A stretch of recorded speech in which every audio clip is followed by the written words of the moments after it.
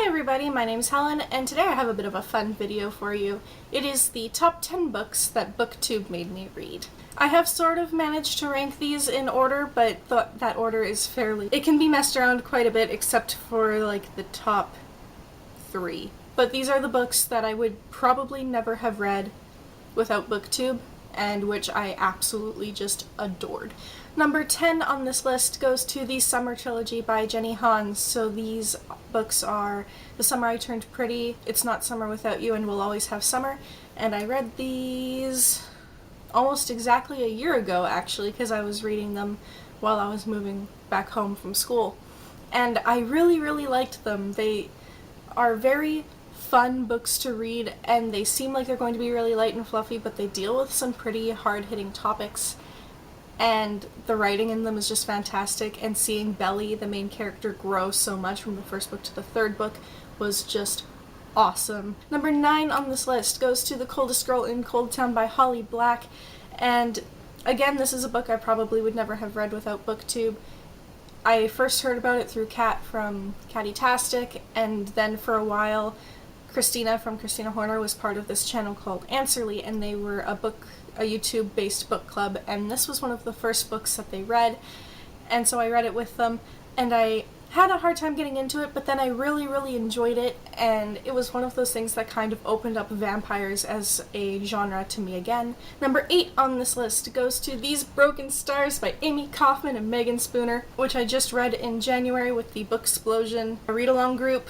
It was so weird and wonderful and kind of creepy at points, and I wasn't expecting it to be. I wanted to read this book for a really long time, again because of Booktube, because I kept seeing the cover everywhere, and the cover is beautiful.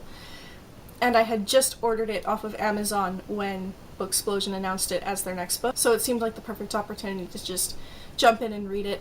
And I read it within 24 hours. It was so good. Number 7 on this list is going to be Cruel by Jennifer Albin, which is book 1 in the Cruel World trilogy. The third book is coming out later this year, and I'm so excited. Again, this is one of those books that I kept seeing around. Everyone seems to have it because the cover, the original cover, not the remake cover, is beautiful. I knew I needed it, and it was on Book Outlet, so I ordered it, and I read it December of 2013. Really, really enjoyed it, and I wasn't expecting to enjoy it as much as I actually did, but it was so... Number 6 on this list goes to a series, and it is the Vampire Academy series by Rochelle Mead.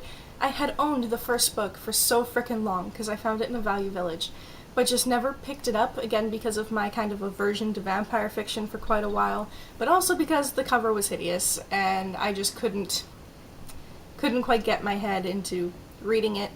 But everyone was talking about it because of the Bloodline series, and I just knew I needed to pick it up, and I'm so glad that I did, because I really enjoyed it.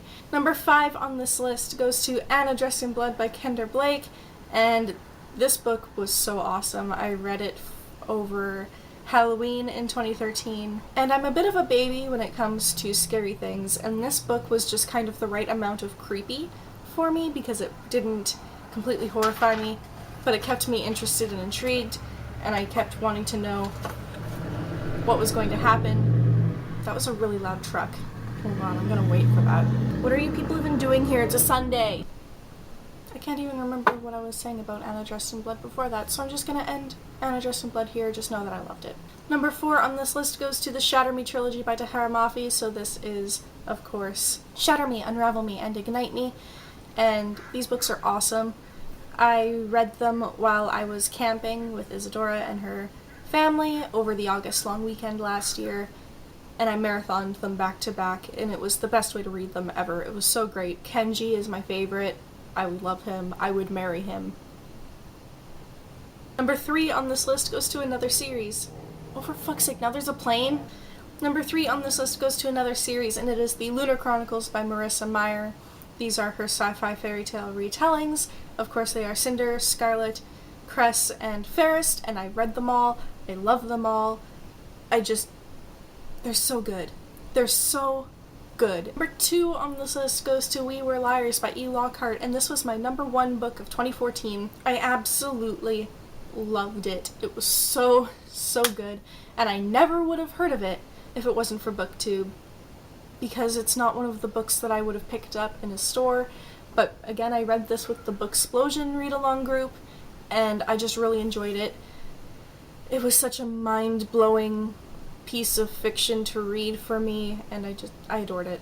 I really, really liked it. And finally, number 1 on this list actually doesn't go to a book, it goes to an author, because I never would have read this author without Booktube, and I love her so much. I've read all of her books and enjoyed them. It's Rainbow Rowell. I read Eleanor and Park with the Answerly Book Club, and then I had to pick up Fangirl right away, and Attachments, and Landline, and I'm so excited for Carry On to come out in October. You don't even know. I'm so excited. I need it. I need Rainbow Rowell to just put out a book every year so that I can keep reading her majestic words and enjoy her fantastic contemporaries, because I love her and her books, and I have a problem. Those are my top 10 books that I have read because of Booktube. What are some of the best books that you have read because of Booktube? Let me know down below. I answer to every comment on my videos, and I love hearing from you. And I will see you soon with a new video. Bye!